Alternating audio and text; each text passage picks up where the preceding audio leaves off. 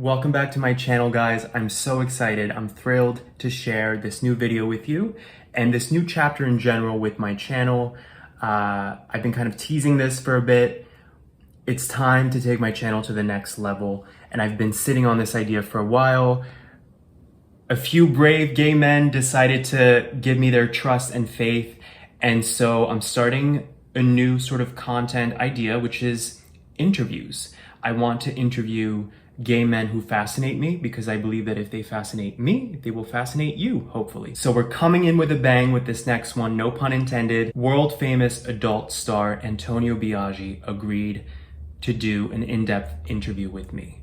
So we talked about, of course, his experience in the adult entertainment space, his experience just as a gay person in the world, and I hope that these conversations help destigmatize and humanize the gay experience. I mean, that's ultimately what this channel is about. That was my original intent. So I'm excited to share this with you. Tell me, of course, in the comments how you feel about this new theme, content theme, and your thoughts on this interview after you finished watching. Let's get right into it. Thank you so much for doing this, for being open to it. No problem. Thank you. I want to ask you about your coming out story, because I'm assuming that predates going into the adult entertainment space. Like, are you one of those people like me who always knew? Did it take time? Like, what's your story with that? My God. I no, I think I didn't know or I wasn't completely sure in high school. I think I started to like one of my classmates in 11th grade. And I was like we were doing a test, we finished, and back then, we were in private school. So when you finish, you had to lay down. We were both like our desks were together, Uh, and we kind of like stared at each other. And I was like, oh my God, he's cute. And that was, I think, the first time I thought like somebody was cute because I was asexual. I didn't like boys or girl. Like I did not like either. Like I wasn't interested in Interesting. boyfriend or girlfriend, never. So I think that was the first time. But I never did anything until I was in college. Okay. And I studied architecture. So I entered architecture school, a private university. And I met a bunch of people during the summer. Then we started classes in August. And there was two gay guys that were completely out of the closet. One of them was a firefighter that was changing career to be an architect. And one night we were doing a project. They asked me like, "Are you gay?" I'm like, "I have no fucking clue." And, and they were like, "Well, let's go to the club." So they took me to the club for the first time. So for the first time, I saw a drag queen, which I thought it was the weirdest thing. Like it was just the whole night. It was fun, but it was really weird. And that kind of fucked up my whole life because like from there I did not want to go to college. I just wanted to go to the club every night. So it was kind of fucked up for me. But that So was basically like my coming out story. interesting. So, okay, what's funny about this is that I also started coming out in college, but I've always known. So it's funny to me that around the same time we really came out, but yet you said up until that point you felt asexual. So I'm curious if now looking back, do you think you were maybe like you were always gay, but you maybe were repressing it? Or why do you think you went from asexual to then knowing you were I gay? think I think I was always gay, and my mom always knew. My mom, she always knew that I was gay, because I always drew. Since I was 5 years old, I always drew dresses. I wanted to be a fashion designer, Okay. and I always drew houses. So that was one of the things. So, but my dad, it was a police officer, very homophobic. And he was like, "No, you're not studying fashion design. You're going to architecture school or medicine," which I entered in both. I entered medicine and architecture school. But then I wanted to be a fashion designer, but it was never something that I was able to do it. I guess because of the Latino culture back then. So, but I designed dresses. I had a Vogue collection when I was 10 years old, and I was like at least Dead giveaway. 50 magazines. I mean, yeah, that was like So, I've been in the industry. I've been able to meet a lot of people, a lot of fashion designers. I've gone to Fashion Week, and for me, it's Nice. awesome because I always wanted to be in that industry. And but it never happened to me. But I think like my mom always knew. It was just like because I Okay. grew up so Catholic in private school Mhm. with nuns and stuff. So it was never something that I don't know, like they never talked about it By the way, where did you grow up? in Puerto Rico. In Puerto Rico. Okay, cool. That's really interesting. This idea that you wanted to be a fashion designer, but it was considered like a feminine career choice. But you Hmm. went then into architecture, which is still designing, but it's considered more masculine. It's kind of Consider silly more when you think masculine. about it, right? I mean, obviously they're two Yes. very different things. You're designing very different things, but it's Yes. still sort of it takes a creative, visual, Hmm. nuanced person. So it's just funny that these like cultural associations, right? Of, well, architecture is a man's job. And when I think about it, I don't know that I can think of that many female architects. So it probably goes both ways, this stigma. Yeah. There were several female architects when I studied. Actually, my main professor, it was a Ah, woman. okay. But yeah, it's a field. At least in Puerto Rico, it was a field where 90% was men. So Yeah. yeah. Okay, so then take me through the journey of you're in college, you're studying this. Uh, it sounds like you had a hard time focusing because then you started going to clubs. But how did you then get into adult entertainment? When I was in college in studying architecture, one night I came out and the security guard came to me and he didn't speak Spanish, so he was from Pennsylvania, and like he was like looking for friends. He was like, "Do you speak English?" And we started talking, and I started a relationship with him eventually. So that was my first boyfriend, which was 30 years older than me. Oh, And then like I guess through since from him and from all the other guys that I dated, they were always like, "Oh, you should do porn. You should do porn." And I was like, "Nah," because I was like very conservative, right, and I'm still a little bit conservative for certain stuff. So it's something that I that's how I grew up. right. So I basically was in a Pride years later, many years later. I was in Pride in Puerto Rico in San Juan, and a photographer saw me in Pride, and he asked me if I wanted to be a model for uh, adult magazines, which it was something back in that time, like doesn't exist anymore. And I was like, sure, that sounds cool, because I was kind of curious because everybody kept telling me the same thing. And I was like, sure, why not? Let's just try magazine. So he did the photo shoot. We did it in the rainforest. And Whoa. The yeah, it rainforest was in kind Puerto of Rico. in Puerto Rico, yeah. So it was like it took like 4 hours to find a spot because there was so much people around, Of so many course. tourists. So we found the spots and we would take photos here, then we'll move somewhere else. In total, it was like almost 10-hour day. So we did it. Back then, I don't remember the magazine. I think it was Latin Inches, if I remember. So that was a very famous magazine, and I got the center folder. And then from there, people kept. I keep getting photographers calling me constantly because they wanted to do magazines. So I started doing basically magazine. I was 23, 24. So I started doing magazines. Um, a lot of magazines. So I was always center folder or cover, center folder, cover, center folder, cover. So it was like it was really crazy. And then I didn't. It was like that for several years. I did nothing until I was actually 28. That's when I actually wanted to change career because I was tired of doing the same job for the past 10 years. I was doing good, but I was like, I'm tired. Like I'm doing the same thing over and over and over, and I want something new. So that's when I went into a sex shop, and I started looking for like ways to enter the industry because it's very different from now. Now you have the internet and you can create your OnlyFans and you can Yep. create, you can do. There's so many ways. Back then, it was so different. So it was still DVDs. That's how old I am. Then there was like still DVDs. I went to the sex shop. I go to the DVD area and I'm looking there for probably like 2 hours. So the guy was like weird, like you need help. I'm like, no. So he probably I was like a fucking weirdo. So I'm looking the back of the DVDs and I finally found a DVD that had like a phone number. So I called that number right away, right there. And the guy was like super rude and bitchy. And he was like, "Who the fuck is this? Why are you calling me? Blah, blah, blah, blah." And I was like, "Well, I found your Yeah. number in a DVD." And he's like, "Impossible, blah, blah, blah." And I'm like, I like, have it in my hand right now. I told him the name of the DVD.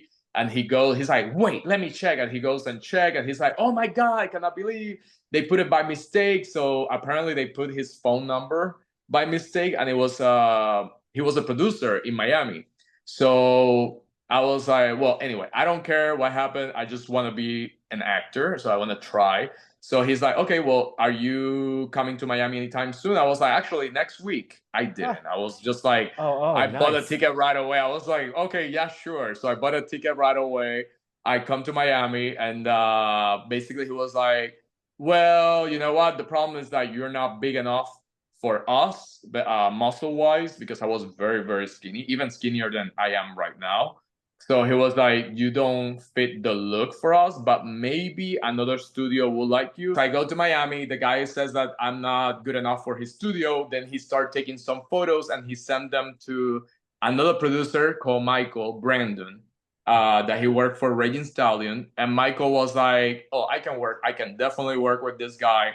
So he contacted me when I'm in Greece for vacation, and he was like, "No, we want you like next week." Oh, And I'm like, "Okay, I'm in Greece." And he's like, "Yeah, we will fly you."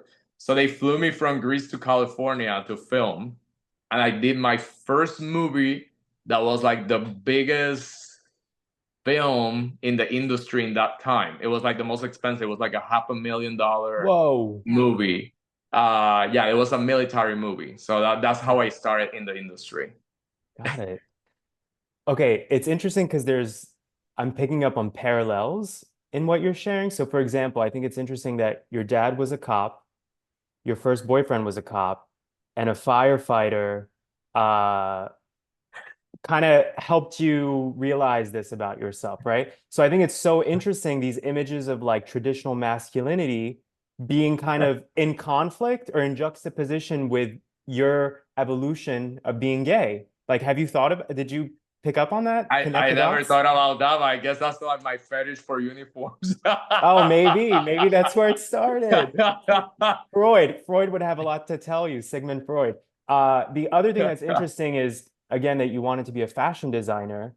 And the way you're describing this story sounds to me the way that fashion models get discovered, right? They get Yeah. discovered, some of them are exploited, others are like, wait, I can be strategic about this and build a whole business out of it. Hmm. And it sounds like you got discovered with the magazines, but then you actually took initiative to turn it into something.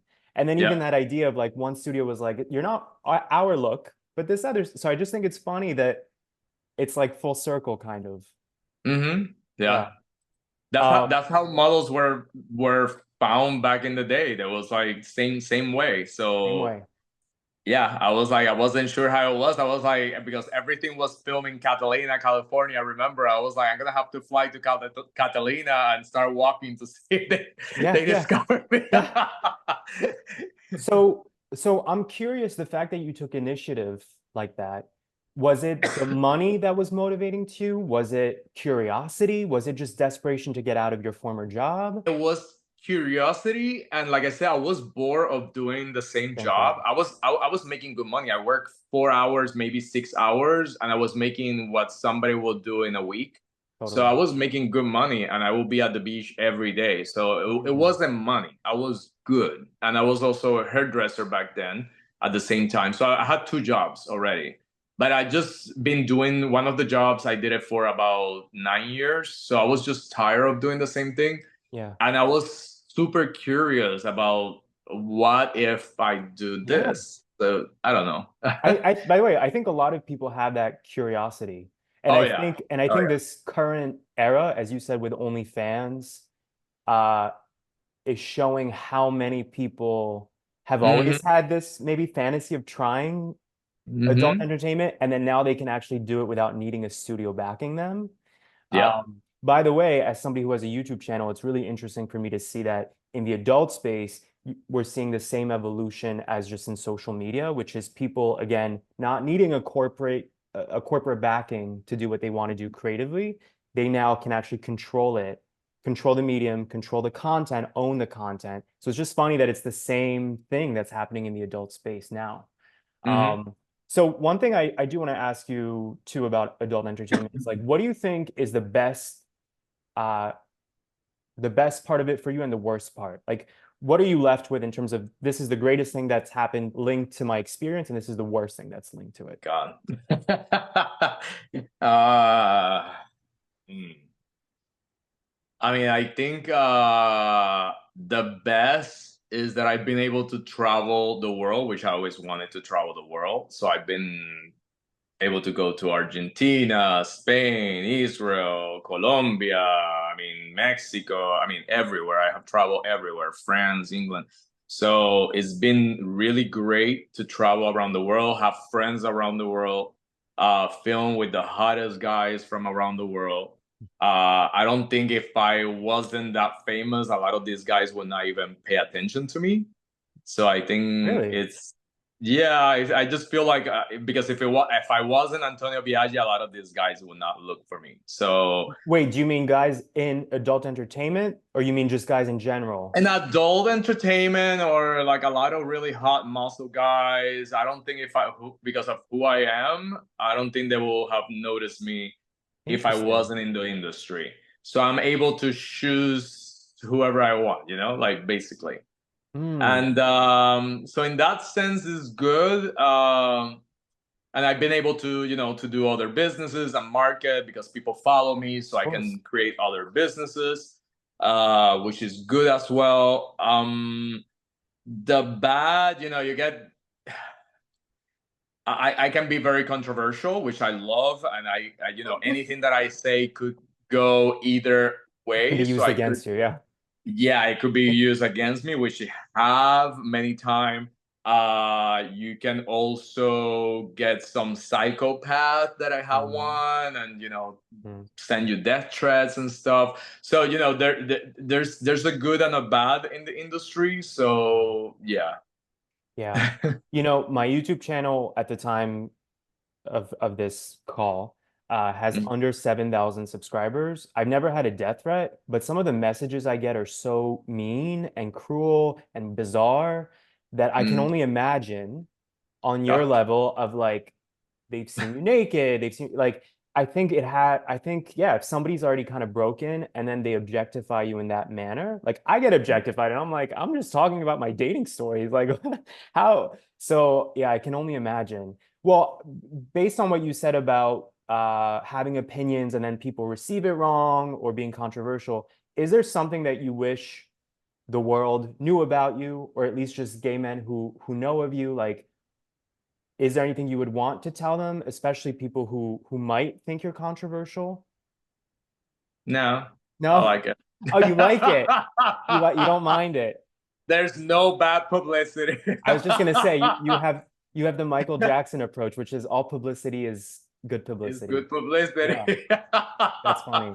All right, well, that's good. Then it doesn't bother you enough to, yeah, that's good. Nah. Um, so one final question I have is with we talked about we touched on OnlyFans and the evolution of social media. How do you think the stigma or perception of adult entertainment has evolved now with the evolution of social media? Uh, both the stigma and perception, but also the experience itself of being in this space. Like, has it changed? Is it a drastic change? Yeah, there's definitely a lot of changes. First, people perspective on porn actors. It changed a lot because, like back in the day, even before I started, it was very much of a taboo. Mhm. It was like, oh, like they're broken. They have Mhm. nothing better to do with their life. That's all they know what to do. They don't have, They're there because of the money. They don't have any other options.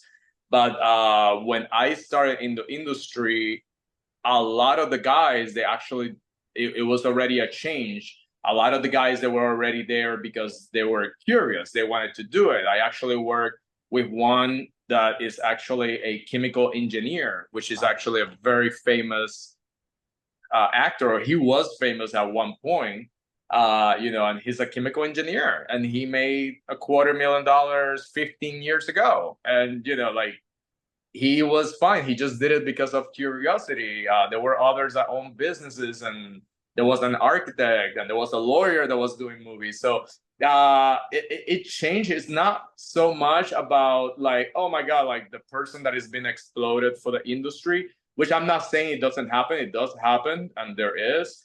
But most people in the industry, they're there just because of a fantasy or curiosity. Yeah.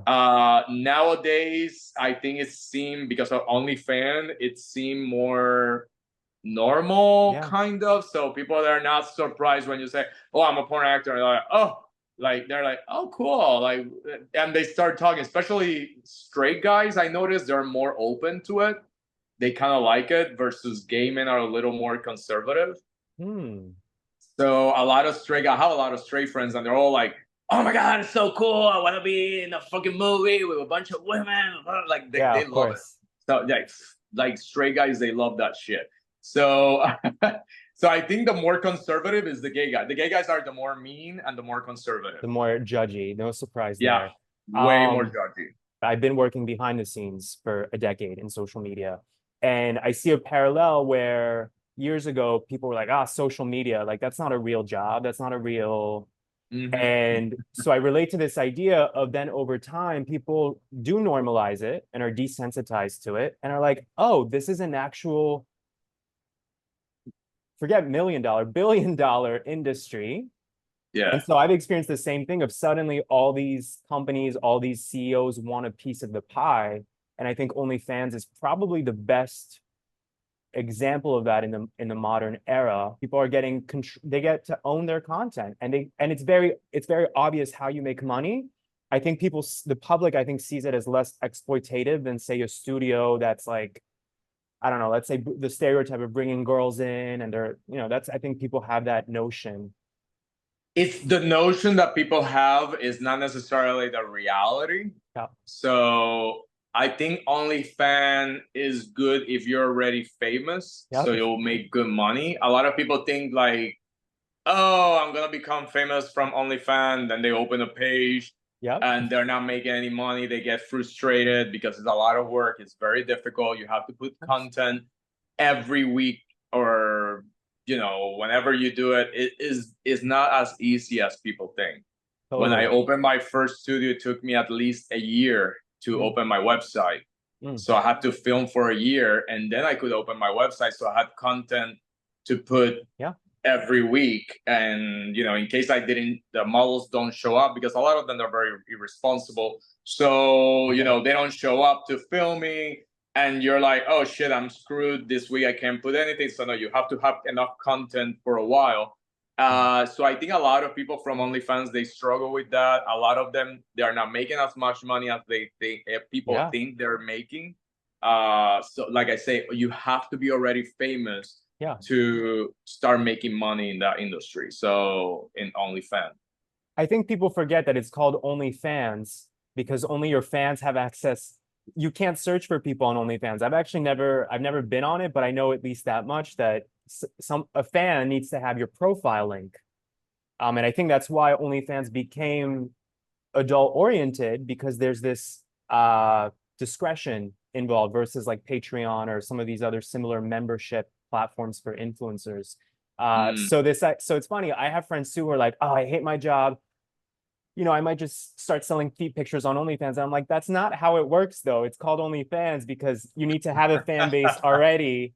And those are the people really making money. The Yeah. people who already have 1 million fans on Instagram, and then they direct people and so on. So yeah, that's an interesting piece of it too, not just the taboo element, but this idea that people think it's like a lazy, like an easy route. when it's still a business. For famous guys that are already in the industry, is like an extra income. So it doesn't become their main income. It's just an extra income because in Supplemental. reality, they're not making that much money. They're making maybe $1,000, $2,000 more a month, which is good. But I mean, you're not going to live from that. So, so that's what a lot of people don't understand. It's just very difficult to get to $1,000 by selling $3 membership. You know, it's Yeah. Yeah. it takes a while, you know, like Yeah. Yeah. Makes total sense. So that's it for my questions. This was amazing. Thank you so much. no, I don't thank know if you. I don't know if you have anything that you want to ask or mention, anything you want to promote. Just the website, biaggivideos.biz. I also been doing pool parties. Like, that's what one of the business I've been doing. I got my orchid business, so I'm doing several stuff. So just people follow me on social media. Perfect. Antonio Biaggi, thank you so much for your time No, and thank thank you you. for being open to this. All right, no, thank you. Have a good one, Bobby. You too. Bye-bye. All right, bye.